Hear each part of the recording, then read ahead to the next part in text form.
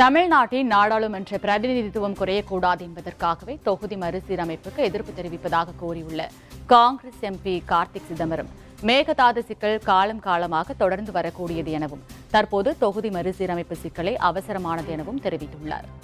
ஜனத்தொகை அடிப்படையில போனீங்கனாலும் பாதகம் 50% ஈக்குவலா கூட்டி அதை கொண்டு போய் பெரிய பாராளுமன்றத்தை உருவாக்கினாலும் தமிழ்நாட்டுக்கு பாதகம். இதை ரெண்டையுமே ஏத்துக்க கூடாது. இன்னைக்கு இருக்கிற பாராளுமன்றம் 543 தான் இருக்கணும். அது நமக்கு 39 பார்லிமெண்ட் இப்ப நடக்குது. இப்ப நமக்கு செய்தி வருது, இந்த 2-3 நாள்ல இந்த சட்டத்தை கொண்டு வந்துருவாங்க. நம்ம நிலைப்பாடு என்ன என்பதை ஷார்ப்பா போக்கஸ் பண்றதுக்காக கொடுத்த கூட்டம்.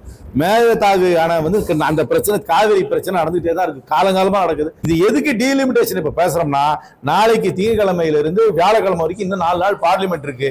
அந்த பார்லிமெண்ட்ல ஏதாவது கொண்டு வந்து வில்லங்கம் பண்ணாங்கன்னா அது ஒரு இமீடியட் இஷ்யூ.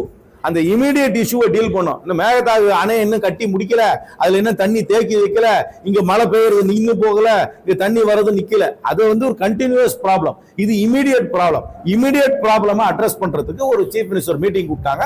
அதுல ஒரு 20-21 எம்எல்ஏ எம்பி போனோம். 30-35 எம்எல்ஏ எம்பி வரல. வராதவங்கள ஏன் வரல நீங்க கேட்கணும். ஆனா ஒண்ணு சொல்றேன், இந்த டீலிமிட்டேஷன் நீங்க டீலிமிட்டேஷனா மட்டும் பார்க்க கூடாது, தொகுதியே சீரமைப்பாங்க. அப்படின்னா புதுசா தொகுதி பவுண்டரியை மாத்தி